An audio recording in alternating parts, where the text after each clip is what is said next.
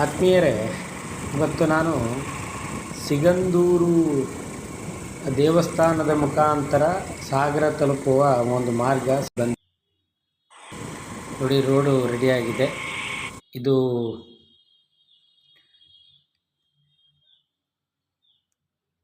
ಎಡಕ್ಕೆ ಸಿಗಂದೂರು ದೇವಸ್ಥಾನಕ್ಕೆ ಹೋಗೋದು. ಹೀಗೆ ಮುಂದೆ ಹೋದರೆ ಈಗ ಮೊನ್ನೆಷ್ಟೇ ಉದ್ಘಾಟನೆ ಆಗಿರೋದ್ರಿಂದ ಸೈಡ್ ವರ್ಕ್ಗಳು ನಡೀತಾ ಇದೆ. ಲ್ಯಾಂಪ್ ಹಾಕ್ತಾ ಇದ್ದಾರೆ, ಸೈಡ್ ಲ್ಯಾಂಪು.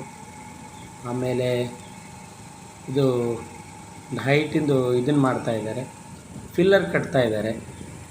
ಸೈಡು ಬಾರ್ಡ್ರ್ ಕಟ್ತಾ ಇದ್ದಾರೆ. ತುಂಬ ಗುಡ್ಡ ಇಲ್ಲಿ ಕುಸಿತಾ ಇರೋದಕ್ಕಾಗಿ ರಸ್ತೆ ಕಾಮಗಾರಿಗೆ ಮಾಡೋಕ್ಕೆ ತೊಂದರೆ ಕೊಡ್ತಾಯಿದೆ ಅಂತೇಳಿ ಸೈಡ್ ವಾಲ್ ಕಟ್ತಾ ಇದ್ದಾರೆ.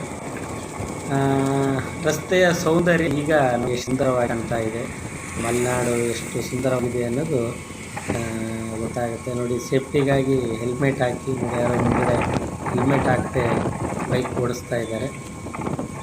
ದಯವಿಟ್ಟು ನಮ್ಮ ಜೀವಕ್ಕೆ ನಾವು ಯಾವತ್ತೂ ಆಪತ್ತು ಅಂದ್ಕೋಬಾರ್ದು. ರಸ್ತೆ ನೋಡಿ, ರಸ್ತೆ ಹೇಗಿದೆ. ನಾವು ಈ ಥರ ರಸ್ತೆಯನ್ನು ಯಾವತ್ತೂ ನಿರೀಕ್ಷೆ ಮಾಡಿರಲಿಲ್ಲ. ನಿಜವಾಗ್ಲೂ ಈ ಒಂದು ದೊಡ್ಡ ಒಂದು ರಸ್ತೆ ಆಗುತ್ತೆ, ನಾವು ತುಂಬ ಬದಲಾವಣೆ ಆಗುತ್ತೆ ನಮ್ಮ ತುಮ್ರಿ ಬ್ಯಾಕ್ವರ್ಡ್ ಕರೂರು ಹೋಬಳಿ ಅಂತೇಳಿ ಖಂಡಿತ ನಮಗೆ ಗೆಸ್ ಮಾಡೋಕ್ಕೂ ಆಗಲ್ಲ. ನ್ಯಾಷನಲ್ ಹೈವೇ 369E ಇದರಲ್ಲಿ ಹೋಗ್ತಾ ಇದ್ದೀವಿ ನಾವೀಗ. ನೋಡಿ, ಎಷ್ಟು ಸಣ್ಣ ರೋಡ್ ಇತ್ತು ಒಂದು ಕಾಲದಲ್ಲಿ, ಇವತ್ತು ಡಬಲ್ ರೋಡು. ಮಳೆ ಬಂದರಿಂದ ಸ್ವಲ್ಪ ನಮ್ಮ ಹೆದ್ದಾರಿ ಕೆಲಸಗಾರರಿಗೆ ಭಾಳ ತೊಡಕುಂಟಾಯಿತು. ಇಲ್ಲಾಂದರೆ ರಸ್ತೆ ಭಾಳ ಚೆನ್ನಾಗಿ ಕಾಣ್ತಿತ್ತು. ಜೊತೆಗೆ ಸೈಡು ಬಾರ್ಡರ್ ಲೈನ್ ಹಾಕಬೇಕಿತ್ತು. ಇನ್ನೂ ಬಾರ್ಡರ್ ಲೈನ್ ಹಾಕಲಿಕ್ಕೆ ಮಳೆ ಬಿಡ್ತಾ ಇಲ್ಲ. ಭಾಳ ಚೆನ್ನಾಗಿದೆ.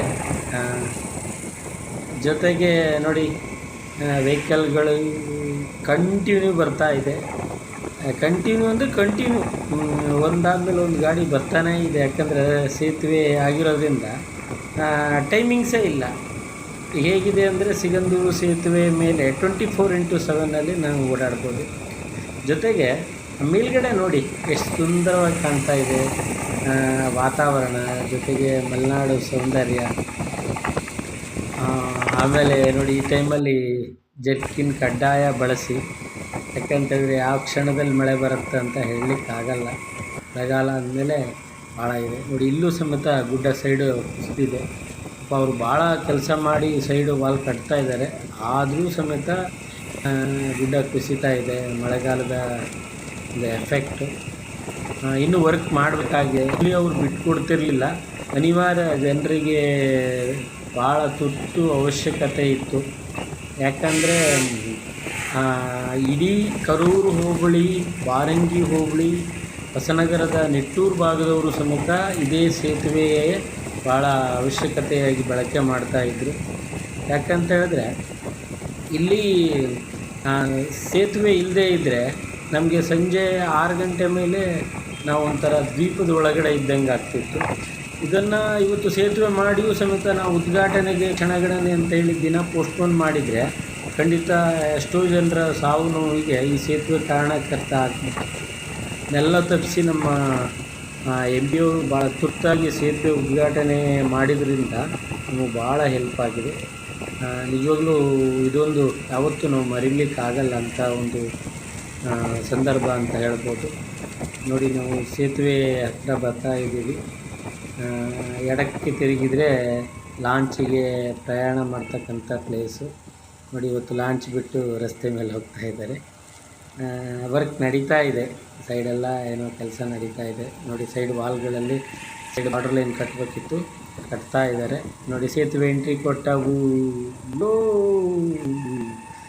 60 ವರ್ಷಗಳ ಕನಸು ನನಸಾಗ್ತಾ ಇದೆ. ಭಾಳ ಸಂತೋಷ ಆಗ್ತಿದೆ ಸ್ನೇಹಿತರೆ. ನೋಡಿ, ಸಿಗಂದೂರು ಸೇತುವೆ, ವೈಭವದ ಸೇತುವೆ. ನಿಜವಾಗ್ಲೂ ಒಂದು ವೈಭವ ಅಂತ ಹೇಳ್ಬೋದು. ವೈಭವ ನಮ್ಮ ಕಣ್ಮುಂದೆ ಕಾಣ್ತಾ ಇದೆ. ಹಗಲತ್ತು, ರಾತ್ರಿ ಹೊತ್ತು ನೋಡಿದ್ರೆ ಚೆನ್ನಾಗಿರುತ್ತೆ. ಇವೆಲ್ಲ ಬರಬೇಕು ಅಂತ ಹೇಳಿದ್ರೆ ರಾತ್ರಿ ಹೊತ್ತು ಬನ್ನಿ. ಲೈಟಿಂಗ್ಸ್ ಮಾಡಿದ್ದಾರೆ. ಮತ್ತು ಭಾಳ ಚೆನ್ನಾಗಿ ಕಾಣುತ್ತೆ. ಸ್ಟ್ರೀಟ್ ಲೈಟು ಭಾಳ ಚೆನ್ನಾಗಿ ಕಾಣುತ್ತೆ. ನೋಡಿ ಹೇಗಿದೆ ಆಕಾಶದ ಆ, ಇಲ್ಲಿ ಮೋಡಗಳು, ಜೊತೆಗೆ ವರ್ಕು ಪಾಪ ಅವರು ಮಾಡಲಿಕ್ಕಿದೆ, ಇಲ್ಲ ಅಂತ ಹೇಳ್ತಾ ಇಲ್ಲ, ಆದರೆ ತುರ್ತು ಅನಿವಾರ್ಯ ಇತ್ತು ನಮಗೆ. ನಾನು ಎಷ್ಟೋ ಸಲ ಸಿಗಂದು ಮಾರ್ಗವಾಗಿ ಸೇತುವೆ ದಾಟೋಣ ಅಂತ ಹೇಳಿದರೆ ಪರ್ಮಿಷನ್ ಕೊಟ್ಟಿರಲಿಲ್ಲ. ಸುತ್ತಾಕಿ ನಾನು ನಗರದ ಮೇಲೆ ಹೋಗಿ ಸಾಗರ ಹೋಗಿದ್ದೀನಿ. ಇದು ಉದ್ಘಾಟನೆಗಾಗಿ ಪೋಸ್ಟ್ಪೋನ್ ಮಾಡಿದರೆ ಭಾಳ ಕಷ್ಟ ಇತ್ತು. ಮಾಡಿದ್ದು ಓದಿದ್ದೆ, ನಾವು ಅದ್ರ ಬಗ್ಗೆ ಏನೂ ದೂರಲ್ಲ. ಅವರ ರಾಜಕೀಯ ವೈಯಕ್ತಿಕ ವಿಚಾರಗಳಿಗೆ ನಾವು ಬರೋದಿಲ್ಲ. ಬಟ್ ಸೇತುವೆ ದ ಸೇಫ್ ಅಂತ ಹೇಳ್ಬೋದು. ನೋಡಿ ಜೆ ಸಿ ಬಿಗಳು ಬರ್ತಾಯಿವೆ, ಯಾಕಂದರೆ ಕೆಲಸ ಸೈಡೆಲ್ಲ ವಾಲ್ ಕಟ್ಟಲಿಕ್ಕೆ ಬಾಕಿ ಇರೋದ್ರಿಂದ. ನಿಜವಾಗ್ಲೂ ನಮ್ಮ ಬೇಡಿಕೆ ಅಲ್ಲ, ಇದು ನಮ್ಮ ಹಕ್ಕು ಅಂತ ಹೇಳ್ಬೋದು.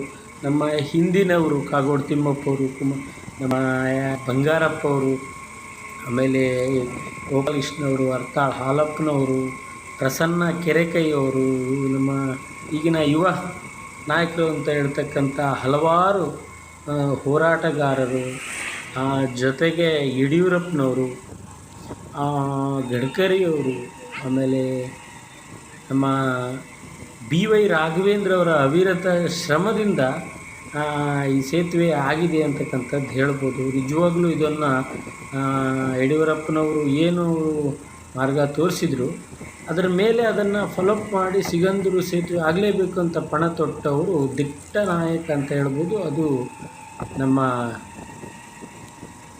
ಬಿ ವೈ ರಾಘವೇಂದ್ರ ಅವರು. ನೋಡಿ ದೊಡ್ಡ ಇದನ್ನು ಸೇತುವೆ ಕಮಾನಲ್ಲಿ ಬರ್ತಾಯಿದೆ. 1ನೇ ಕಮಾನ್, ಇದು 2ನೇ ಕಮಾನ್ ಬರ್ತಾಯಿದೆ. ನೋಡಿ ಜನ ಫುಲ್ ಆ ಕಡೆ ಈ ಕಡೆ ಅವ್ರಿಗೆ ನೋಡೋದೇ ಒಂದು ಸೌಂದರ್ಯ. ಜೊತೆಗೆ ಎಲ್ಲ ಕಡೆ ನೀರು. ಹೊನ್ನಾವರ ಸೇತುವೆಗಿಂತಲೂ ಭಾಳ ಚೆನ್ನಾಗಿದೆ. ನಿಜವಾಗ್ಲೂ ಹೇಳಬೇಕು ಅಂತ ಹೇಳಿದ್ರೆ ದೇಶದ 2ನೇ ಸೇತುವೆ ಅಂತ ಹೇಳ್ತಾರಲ್ಲ, ಇದನ್ನು ನಾವು 1ನೇ ಸೇತುವೆ ಅಂತ ಕರಿಬೋದು. ಯಾಕಂದರೆ ನಮ್ಮೂರಲ್ಲಿ ನಾವು ಇಂಥ ಸೇತುವೆಯನ್ನು ನಿರೀಕ್ಷೆ ಮಾಡಿರಲಿಲ್ಲ. 2017ರಲ್ಲಿ ಇದನ್ನು ಶಂಕುಸ್ಥಾಪನೆ, 17-18ರಲ್ಲಿ ಶಂಕುಸ್ಥಾಪನೆ ಮಾಡಿದರು. 19ರಿಂದ ಪಾಪ ಅವರು ಬಹಳ ಕಷ್ಟಪಟ್ಟರು. ಎಷ್ಟೋ ಜನ ಇದರಲ್ಲಿ ಏನೆಲ್ಲ ಕೈಕಾಲು ಪೆಟ್ಟು ಮಾಡಿಕೊಂಡ್ರು, ಅಥವಾ ಏನೋ ಆಕ್ಸಿಡೆಂಟ್ ಆಗಿ ಅವರು ಕೆಲವು ಬಿದ್ದು ಪೆಟ್ಟಾದವರು, ಕೆಲವರು ಡೆತ್ತಾಗಿದ್ದಾರೆ. ಅವರೆಲ್ಲರ ತ್ಯಾಗ ಬಲಿದಾನದಿಂದನೇ ಈ ಸೇತುವೆ ಕಟ್ಟಿದೆ. ಮತ್ತು ಹೋರಾಟಗಾರರ ತ್ಯಾಗ ಬಲಿದಾನ. ಎಷ್ಟೋ ಜನರು ಸೇತುವೆ ಕಾಣಬೇಕು ಅಂತ ಹೇಳಿ ಯುವಕರು, ನಮ್ಮ ಸ್ನೇಹಿತ ಅಂತ ಹೇಳ್ಬೋದು, ಲೋಹಿತ್ ಅಂತ ಕಿಡುದುಂಬೆ, ಬಹಳ ಆಸೆ ಇತ್ತು, ರಜಪ್ಪ ನಾನು ಇದೊಂದು ಸೇತುವೆ ನೋಡಬೇಕು ಅನ್ನೋದು ಭಾಳ ಆಸೆ ಇತ್ತು. ಪಾಪ ಅವನು ಕೊರೋನಾದಲ್ಲಿ ತೀರೋದ ಅಂತ ಎಷ್ಟೋ ಜನ ಸ್ನೇಹಿತರು ಸೇತುವೆ ನೋಡಬೇಕು ಅಂತ ಆಸೆ ಪಟ್ಟಿದ್ದರು, ಆದರೆ ಆಗಲಿಲ್ಲ. ಏನೋ ಅವ್ರ ವಿಧಿ ಎಲ್ಲಿಗೆ ಅವರನ್ನು ಹಿಡ್ಕೊಂಡು ಹೋಯ್ತು ಗೊತ್ತಿಲ್ಲ. ಬಟ್ ನಮಗೊಂದು ಈ ಒಂದು ಅವಕಾಶ ಸಿಕ್ಕಿದೆ. ನಿಮಗೂ ಈ ಅವಕಾಶವನ್ನು ಸದುಪಯೋಗ ಪಡಿಸ್ಕೊಳ್ಳಿ ಸ್ನೇಹಿತರೆ. ನಾನು ಮೊಬೈಲಲ್ಲಿ ರೆಕಾರ್ಡಿಂಗ್ ಮಾಡಿರೋದಕ್ಕೋಸ್ಕರ ಅಷ್ಟೊಂದು ಕ್ಲಿಯಾರಿಟಿ ಇಲ್ಲ, ದಯವಿಟ್ಟು ಕ್ಷಮಿಸಿ. ಯಾಕಂದರೆ ಸೇತುವೆ ಹೇಗಿದೆ ಅನ್ನೋದನ್ನು ನಿಮಗೊಂದು ಸ್ಯಾಂಪಲ್ ತೋರಿಸ್ಬೇಕು ಅಂತ ಹೇಳಿ ಈ ಸೇತುವೆಯನ್ನು ನಾನು ನೋಡಿರೋದು. ಭಾಳ ಚೆನ್ನಾಗಿದೆ. ನಿಜವಾಗ್ಲೂ ಹೇಳ್ತೀನಿ, ಲಾಂಚಿನವರಿಗೆ ಸ್ವಲ್ಪ ಬೇಜಾರಾಗಿರ್ಬೋದು. ನೋಡಿ ಲಾಂಚ್ಗಳು ಎಷ್ಟು ಸೈಲೆಂಟಾಗಿ ತಮ್ಮ ಇತಿಹಾಸವನ್ನು ಸಾರ್ತಾ ಇದ್ದಾವೆ. ಇನ್ನೇನಿದ್ರು ಇತಿಹಾಸದ ಮೂಲೆಗೆ ಸೇರ್ತಾ ಇದ್ದಾವೆ ಅವು. ಯಾರೂ ಹೋಗೋರಿಲ್ಲ, ಯಾರೂ ಲಾಂಚಿಗೆ ಹೋಗೋರಿಲ್ಲ. ನಿಜವಾಗ್ಲೂ ಬೇಜಾರಾಗ್ತದೆ. ಅವರು ನಮಗೆಲ್ಲ ದಡ ದಾಡಿಸಿದವರು. ಕೆಲವರು ಹೇಳ್ತಾರೆ ಹೊಳೆ ದಾಟಿದ ಮೇಲೆ ಅಂಬಿಗನ ಹಂಗೇನು ಅಂತೇಳಿ. ನಿಜವಾಗ್ಲೂ ಯಾಕಂದರೆ ಹಂಗೆ ಅನ್ನಿಸ್ತಾ ಇದೆ. ಎಲ್ಲರೂ ಹೊಸ ಸೇತುವೆ ಮೇಲೆ ದಾಟೋದು ಬಿಟ್ಟರೆ ಲಾಂಚಲ್ಲಿ ದಾಟ್ತಾ ಇಲ್ಲ. ನೋಡಿ ಸೇತುವೆ ಪ್ರಯಾಣ ಮುಗೀತು. ಈಗ ನಾವು ರಸ್ತೆ ಮಾರ್ಗದಲ್ಲಿ ಮುಂದೆ ಬರ್ತಾ ಇದ್ದೀವಿ. ನೋಡಿ ಎಲ್ಲ ವೆಹಿಕಲ್ಗಳು ಇನ್ನೂ ವರ್ಕ್ ನಡೀತಾ ಇದೆ. ಇದೆಲ್ಲ ಆ್ಯಕ್ಚುಲಿ ಬಾಕಿ ಇದೆ, ನಮ್ಗೆ ಪರ್ಮಿಷನ್ ಕೊಡಬಾರ್ದು, ಬಟ್ ನಮ್ಗೆ ಅವಶ್ಯಕತೆ ಇದೆ. ನೋಡಿ ಇಲ್ಲೇ ದಾಟಬೇಕಿತ್ತು ನಾವು. ಈಗ ಏನು ಬೋರ್ಡ್ ಹಾಕಿದ್ದಾರೆ, ಸಾರ್ವಜನಿಕರಿಗೆ ಪ್ರವೇಶ ಇಲ್ಲ. ನೋಡಿ ಅಲ್ಲಿ ದಾಟೋಕ್ಕಾಗಲ್ಲ. ಈಗ ಸೈಡೆಲ್ಲ ವಾಲ್ ಇನ್ನೂ ಕಟ್ಟಲಿಕ್ಕೆ ಬಾಕಿ ಇದೆ. ಆದರೂ ಸಂಚಾರಕ್ಕೇನೂ ತೊಂದರೆ ಇಲ್ಲ, ಭಾಳ ಚೆನ್ನಾಗಿದೆ. ಭಾಳ ದೊಡ್ಡದು ಹಾಗೆಲ್ಲ 3 ಬಸ್ಸು ಓಡಾಡ್ಬೋದು. ನೋಡಿ ಅಷ್ಟು ಸೇತುವೆ ಮಾಡಿದ್ದಾರೆ. ನಿಜವಾಗ್ಲೂ ನಮ್ಮ ಹಿಂದಿನವರ ತ್ಯಾಗ ಬಲಿದಾನ, ಅವರ ಶ್ರಮದಿಂದ, ಅವಿರತ ಹೋರಾಟದಿಂದ ವಿಧಾನಸೌಧ, ಈಗ ಲೋಕಸಭೆ, ಕೇಂದ್ರದ ನರೇಂದ್ರ ಮೋದಿಯವರ ಶ್ರಮವೂ ಸಮೇತ ಇದಕ್ಕೆ ಇದ್ದುದರಿಂದ ಈ ಸೇತುವೆ ಆಗಿದೆ. ಎಲ್ಲ ನಾಯಕರು, ನಾವು ಪಕ್ಷ ಜಾತಿ ಧರ್ಮ ಅಂತ ಹೇಳೋದಲ್ಲ, ಇದು ಪ್ರತಿಯೊಬ್ಬರಿಗೂ ಸಲ್ತಕ್ಕಂಥ ಸೇತುವೆ ಅಂತಕ್ಕಂಥದ್ದನ್ನು ನಾವು ಹೇಳ್ಬೋದು. ಕೇಂದ್ರ ಸರ್ಕಾರದವರು ಭಾಳ ಪ್ರಯತ್ನ ಮಾಡಿದ್ದಾರೆ. ಜೊತೆಗೆ ನಮ್ಮ ಕರ್ನಾಟಕ ಸರ್ಕಾರದವರು ಸಮೇತ ಸಹಕಾರವನ್ನು ನೀಡಿದ್ದಾರೆ. ಸಾಗರ, ಹೊಸನಗರ, ತೀರ್ಥಹಳ್ಳಿ ಭಾಗದ ಕೆಲವು ಗ್ರಾಮಗಳು ಸಮೇತ, ಅದರಲ್ಲೂ ಸಾಗರ ಹೊಸನಗರ ತಾಲೂಕು ಸಂಪೂರ್ಣ ಮುಳುಗಡೆ ಆಗಿರೋದ್ರಿಂದ ಇವತ್ತು ಈ ಹಕ್ಕನ್ನು ಕೇಳಬಿದ್ದೆವು. ಆ ಹಕ್ಕಿನ ಪ್ರಕಾರ ಸರ್ಕಾರ ಮಾಡಿಕೊಟ್ಟಿದೆ. ನಮ್ಮ ಬೇಡಿಕೆ, ನಮ್ಮ ಮನವಿಯಲ್ಲ, ದಯವಿಟ್ಟು ಇದು ಹಕ್ಕು ಅಂತ ಹೇಳಿ ನಾವು ಇವತ್ತು ಹೇಳ್ತೀವಿ, ಎಂದೂ ಹೇಳ್ತೀವಿ. ಆ ಹಕ್ಕು ನಾವು ಗೆದ್ದಿದ್ದೀವಿ, ನಾವು ಗೆಲ್ತಾ ಇದ್ದೀವಿ. ಮುಂದೆ ಇದು ಇನ್ನೂ 4 ವೇ ಆಗ್ತಾಯಿದೆ ಅಂತೆ. ಆಗಲಿ, ತುಂಬ ಸಂತೋಷ. ಬಂದು ನೋಡಿ ಸ್ನೇಹಿತರೆ. ಧನ್ಯವಾದಗಳು.